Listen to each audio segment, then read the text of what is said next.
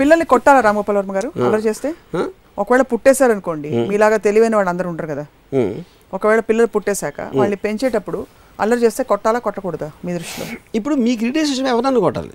పిల్లలు అయితే ఈజీ అవుతుంది, ఎందుకంటే వాళ్ళు తిరిగి కొట్టరు కాబట్టి. పెద్దవాళ్ళు అయితే తిరిగి కొడతారు కాబట్టి కొంచెం మన కోపం కంట్రోల్ చేసుకుంటాం. ఎప్పుడైనా మీరు కొట్టారా పిల్లల్ని? నేను కొట్టలేదు. నేను అసలు పిల్లలు జోలికి వెళ్ళిన ఇప్పుడు. ముద్దు చేశారు ఎవరన్నా?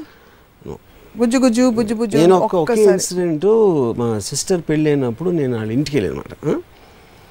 మా ఇంటికి వెళ్తే అక్కడ ఒక పిల్లడు ఉన్నాడు వాళ్ళ ఇంట్లో. వాడు ఇంత అంటే ఒక మేబీ అరౌండ్ 8, 9 ఉంటాయి.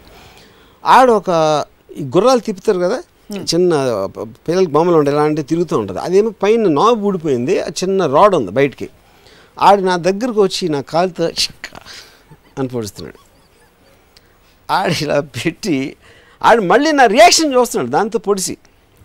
వాళ్ళ అమ్మ ఏమో అక్కడ కూర్చుని వద్దమ్మా చెప్పొద్దు చూద్దు చూడు అని చెప్తుంది. నేను ఒక 2 సార్లు చూసి దాన్ని పట్టుకుని కట్ట దాన్ని నలిపేశాను.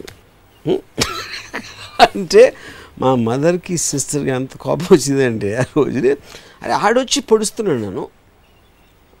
ఆడొచ్చి పొడిచినప్పుడు నేను ఎలా చేయకుండా ఉండాలంటే పిల్లోడే నాకు నొప్పి కదా. ఆడొచ్చి నన్ను పొడిసి ఏంటి పిల్లోడు కాబట్టి చేస్తున్నాడు.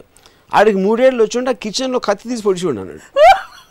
అప్పుడు ఒక సెల్ఫ్ డిఫెన్స్ అనేది నా రైట్ అది, అందుకని నేను దాన్ని ఎరగొట్టానని చెప్పాను.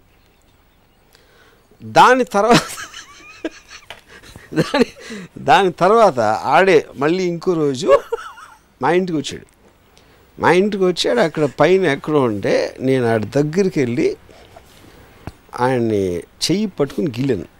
ఎప్పుడైనా నేను వచ్చినప్పుడు కరిసినా ఏమైనా చేసావంటే ఇది అవుతుంది, ఇక్కడ ఎవ్వరు లేడు, ఏడిసావంటే చూడాలి అని చెప్పాడు, భయపెట్టాడు. ఆ రోజు నుంచి అసలు మా ఇంటికి వచ్చినా అక్కడ కావాయిట్గా ఉంటాడు.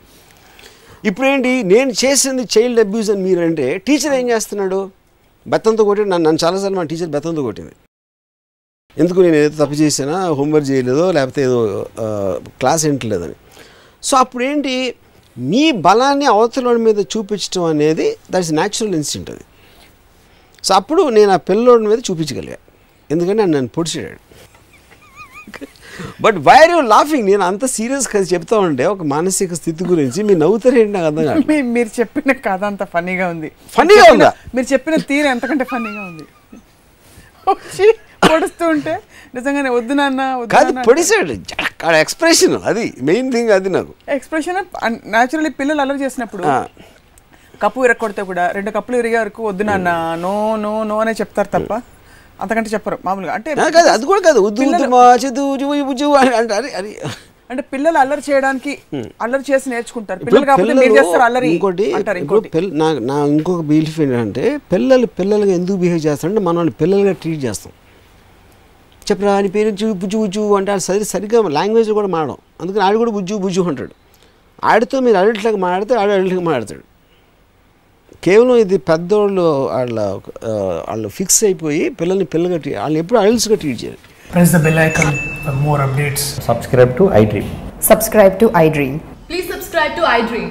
Subscribe to iDream. Please subscribe to iDream. For more such videos, please subscribe to iDream. For more videos, please subscribe to iDream. And you're watching iDream Media. Please like, share and subscribe to the channel. And don't forget to subscribe to iDream. Please subscribe iDream Media. Do subscribe to iDream. Subscribe to iDream Media. Do subscribe to iDream Media. Don't forget to subscribe.